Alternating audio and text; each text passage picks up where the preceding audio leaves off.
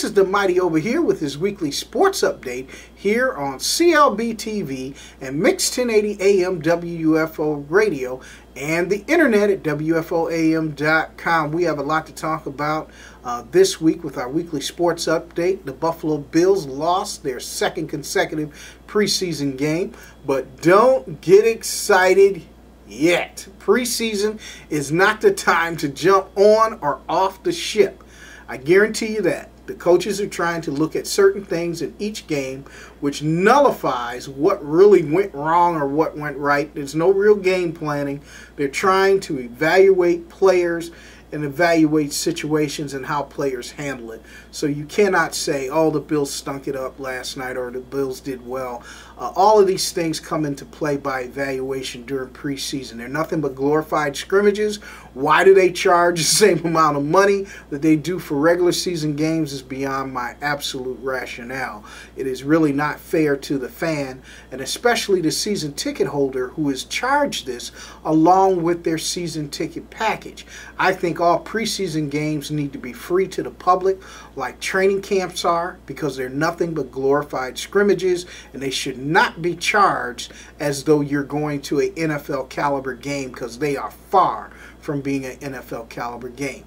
Back to the downtown stadium project, I would like to make a few comments on some of the comments made by our current county executive, Mr. Mark Poloncarz. He stated that building a stadium in downtown Buffalo was ridiculous. He basically said that it didn't make any sense.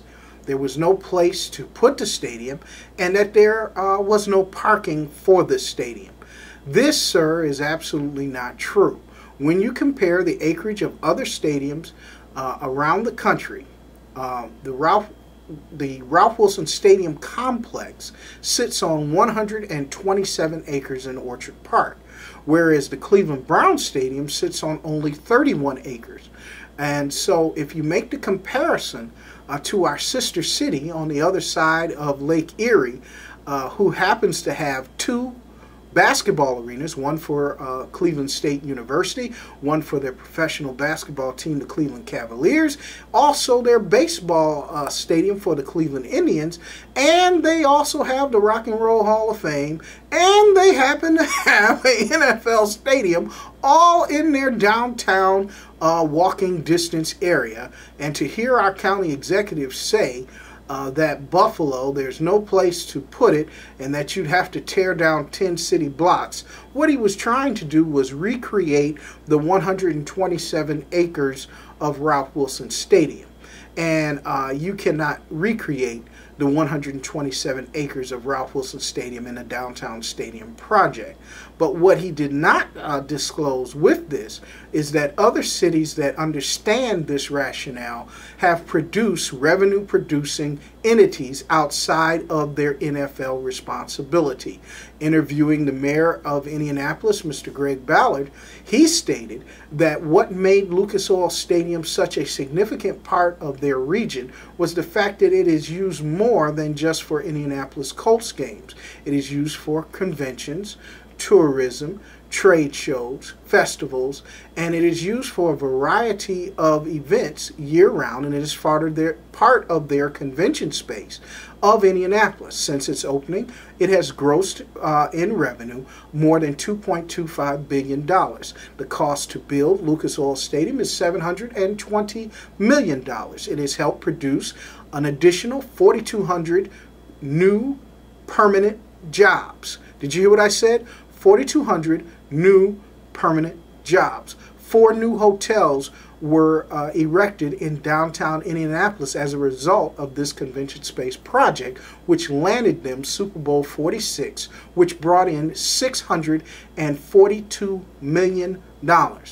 I do not understand how an elected official in Western New York can get away with making such second-class statements on television and profess these statements with a very dim view of the region in which they serve. And I think he owes the citizens of Western New York a serious apology for making second-class comments and promoting Band-Aid economics once again. We are tired of Band-Aid economics in Western New York. This is one of the most beautiful places on the planet Earth. Nowhere in this country do you find a region with such a beautiful freshwater lakefront and waterway area with the Erie Canal, its historic sites, leading to one of the greatest tourist attractions in the world, Niagara Falls. Nowhere in the world do you have such freshwater fishing, such as Lake Erie and its waterways. This is one of the greatest places on the planet Earth. If properly cared for and promoted, it can become the city that Buffalo once was at the turn of the century. After the turn of the century, Buffalo hosted the Pan American Exposition here, in which thousands of people gathered in one of the greatest cities in the world for one of the greatest events of that time. Buffalo has gone through a transition of poor leadership and bad decisions that have been made here that have hurt this region for a number of years. We, the citizens of Western New York, demand better from our elected officials, or they will not be our elected officials for long. This is the message that we are sending. This is the message that we are standing by.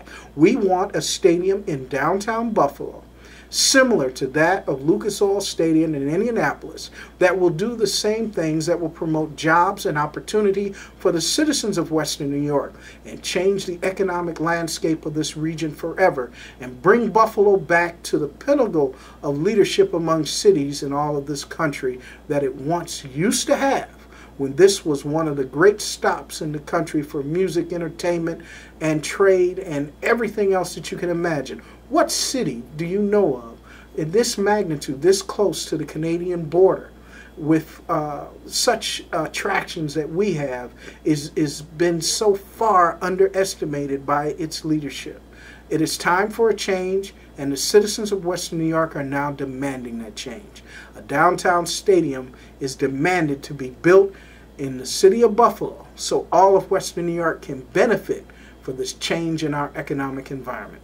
That's all for us here on our weekly sports update. I am the mighty Oba.